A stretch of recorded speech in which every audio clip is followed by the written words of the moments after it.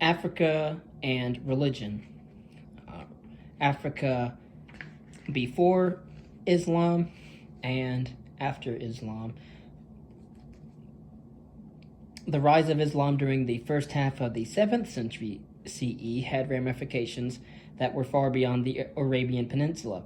Arab armies swept across North Africa as well, incorporating into its empire Africa, and then isolating the Christian state of Aksum to the south. Although East Africa and West Africa, south of the Sahara, were not occupied by the Arab forces, Islam eventually penetrated these areas as well.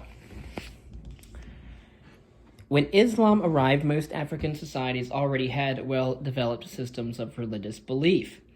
Concerning African religious beliefs before Islam, like other aspects of African life, early African religious beliefs varied from place to place, but certain characteristics appear to have been shared by most African societies.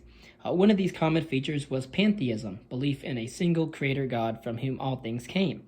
Of course, sometimes the creator god was accompanied by a whole pantheon of lesser deities.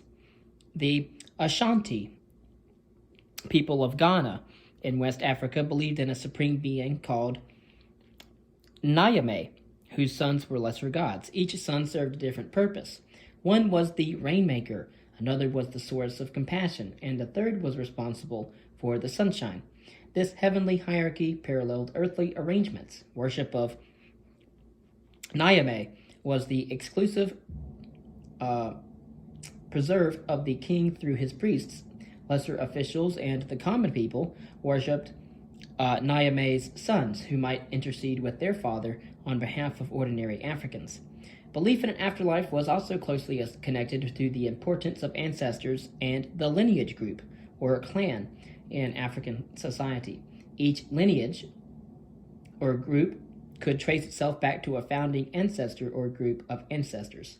These ancestral souls would not be extinguished as long as the lineage group continued to perform rituals in their name. The rituals could also benefit the lineage group on Earth, for the ancestral souls, being closer to the gods, had the power to influence the lives of their descendants for good or evil. Such beliefs were challenged but not always replaced by the arrival of Islam. In some ways, the tenets of Islam were in conflict with traditional African beliefs, as well as their customs. Although the concept of a single transcendent deity presented many problems, or no problems actually, in many African societies, Islam's rejection of spirit worship and a priestly class ran counter to the beliefs of many Africans and was often ignored in practice. Similarly, as various Muslim travelers observed, Islam's insistence on the separation of the sexes contrasted with the relatively informal relationships that prevailed in many African societies and was probably slow to take root. In the long run, imported ideas were synthesized with indigenous beliefs in order to create a unique brand of Africanized Islam. Concerning the migration of peoples, about 50,000 years ago, a small band of humans crossed the Sinai Peninsula from Africa and then began to spread out across the Eurasian supercontinent. This began a migration of peoples that continued with accelerating speed throughout the ancient era and beyond. By the year 40,000 BCE, their descendants had spread across Eurasia as far as China and eastern Siberia, and had even settled the distant continent of Australia. Who were these peoples, and what provoked their decision to change their habitat? Undoubtedly, the first migrants were foragers or hunters in search of wild game in their biome, but with the advent of agriculture and the domestication of animals about 12,000 years ago, other people began to migrate vast distances in search of fertile farming and pasture lands, eventually entering every single biome on the planet. The ever-changing climate was undoubtedly a major factor driving the process. Beginning in the 4th millennium BCE, the drying up of rich pasture lands in the Sahara forced the local inhabitants to migrate eastward toward the Nile River Valley and the grasslands of East Africa. At about the same time, Indo-European-speaking farming peoples left the region of the Black Sea and moved gradually into Central Europe in search of new farmlands. They were eventually followed by nomadic groups from Central Asia who began to occupy lands along the frontiers of the Roman Empire. while other bands of nomads threatened the plains of northern China from the Gobi Desert. In the meantime, however, Bantu-speaking farmers had migrated from the Niger River southward into the rainforests of Central Africa. Similar movements took place in Southeast Asia and the Americas. This steady flow of migrating peoples over time often had a destabilizing effect on sedentary societies in their path. Nomadic incursions represented a constant menace to the security of civilizations such as China, Egypt, and the Roman Empire, and ultimately brought them to an end. But these vast movements of peoples often had beneficial effects, spreading new technologies and means of livelihood. Although some migrants, like the Huns, came for plunder and left havoc in their wake, other groups like the Celtic peoples and the Bantus prospered in their new environments. The most famous of all nomadic invasions is a case point. In the 13th century CE, the Mongols left their homeland in the Gobi Desert, advancing westward into the Russian steppes and southward into China and Central Asia, leaving death and devastation in their wake.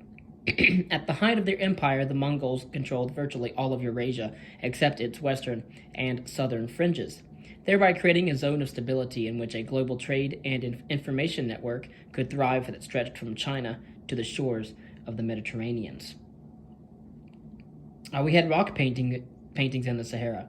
Even before the Egyptians built their pyramids at Giza, other peoples far to the west, in the vast wastes of the Sahara, were creating their own art forms. These rock paintings, some of which date back to the 4th millennium BCE, and are reminiscent of similar examples from Europe, Asia, and Australia, provide a valuable record of a society that supported itself by a combination of farming, hunting, and herding animals. After the introduction of the horse from Arabia around 1200 BCE, subsequent rock paintings depicted chariots and horseback riding. Eventually, camels began to appear in the paintings, a consequence of the increasing desiccation of the Sahara, or drying up of the Sahara. We might ask, what have been some of the key reasons for the migration of large numbers of people throughout human history?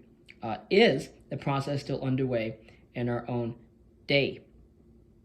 When Islam arrived, most African societies, again, we've already mentioned, had developed systems of religious belief. Now we have the Arabs coming to North Africa. In the year 641, Arab forces advanced into Egypt, seizing the delta of the Nile River, and brought 2 centuries of Byzantine rule to an end. To guard against attacks of the Byzantine fleet, the Arabs eventually built a new capital at Cairo, inland from the previous Byzantine capital of Alexandria, and began to consolidate their control over the entire region. The Arab conquerors were probably welcomed by many, if not the majority, of the local inhabitants. Although Egypt had been a thriving commercial center under the Byzantines, the average Egyptian had not shared in this prosperity. Tax rates were generally high, and Christians were subjected to periodic persecution by the Byzantines, who viewed the local Coptic faith and other sects in the area as heresies. Although the new rulers continued to obtain much of their revenue from taxing the local farming population, tax rates were generally lower than they had been under the corrupt Byzantine government, and conversion to Islam brought exemption from taxation. During the next generations, many Egyptians converted to the Muslim faith, but Islam did not move into the Upper Nile Valley until several hundred years later. As Islam spread southward, it was adopted by many lowland peoples, but it had less success in the mountains of Ethiopia, where Coptic Christianity continued to win adherents. In the meantime, Arab rule was gradually being extended westward along the Mediterranean coast. When the Romans conquered Carthage in the year 146 BCE, they had called their new province Africa, thus introducing a name that would eventually be applied to the entire continent. After the fall of the Roman Empire, much of the area had reverted to the control of local Berber chieftains, but the Byzantines captured Carthage in the mid-6th century CE. In the year 690, the city was seized by the Arabs, who then began to extend their control over the entire area, which they called Al-Maghreb, or the West. At first, the local Berber people resisted their new conquerors. The Berbers were tough fighters, and for several generations, Arab rule was limited to the towns and lowland coastal areas. But Arab persistence eventually paid off, and by the early 8th century, the entire North African coast, as far west as the Strait of Gibraltar was under Arab domination. The Arabs were now poised to cross the Strait of Gibraltar and expand into southern Europe and to push south beyond the fringes of the Sahara. Then we will mention the Kingdom of Ethiopia. By the end of the 6th century CE, the Kingdom of Aksum, long a dominant force in the trade network through the Red Sea, was in a state of decline. Over-exploitation of farmland had played a role in its decline, as had a shift in trade routes away from the Red Sea to the Arabian Peninsula and Persian Gulf. By the beginning of the 9th century, the capital had been moved farther into the mountainous interior of Africa, and Aksum was gradually transformed from a maritime power into an isolated agricultural society. The rise of Islam on the Arabian Peninsula hastened this process, as the Arab world increasingly began to serve as the focus of the regional trade passing through the area. By the 8th century, a number of Muslim trading states had been established on the African coast of the Red Sea, a development that contributed to the transformation of Aksum into a landlocked society with primarily agricultural interests. At first, relations between Christian Aksum and its Muslim neighbors were relatively peaceful, as the larger and more powerful Aksumite kingdom attempted with some success to compel the coastal Islamic states to accept a tributary relationship. Aksum's role in the local commercial network temporarily revived, and the area became a prime source for ivory, gold, resins such as frankincense and myrrh, as well as slaves. Slaves came primarily from the south, where Aksum had been attempting to subjugate rest of tribal peoples living in the Amharic plateau beyond its southern border. Beginning in the 12th century, however, relations between Aksum and its neighbors deteriorated as the Muslim states along the coast began to move inland and at first had some success in reasserting its hegemony over the area.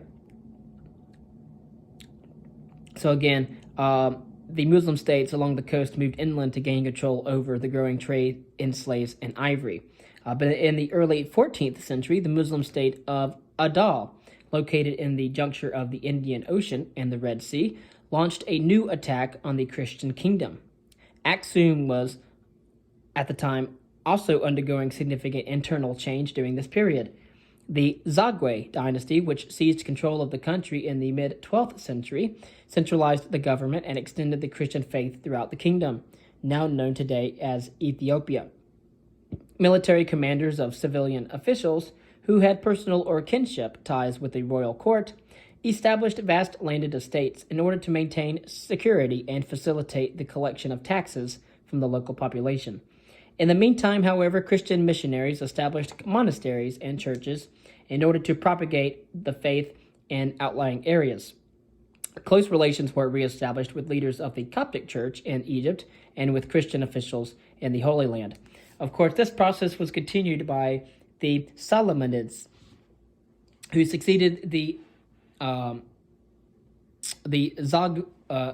Zagwe dynasty in 1270. But by the early 15th century, the state had become deeply involved in an expanding conflict with Muslim Adal to the east, a conflict that lasted for over a century and gradually took on the characteristics of a holy war. Next, we will talk about East Africa. We will talk about the lands of the Zanj. All right, and then we'll go on to talking about states of Western Africa.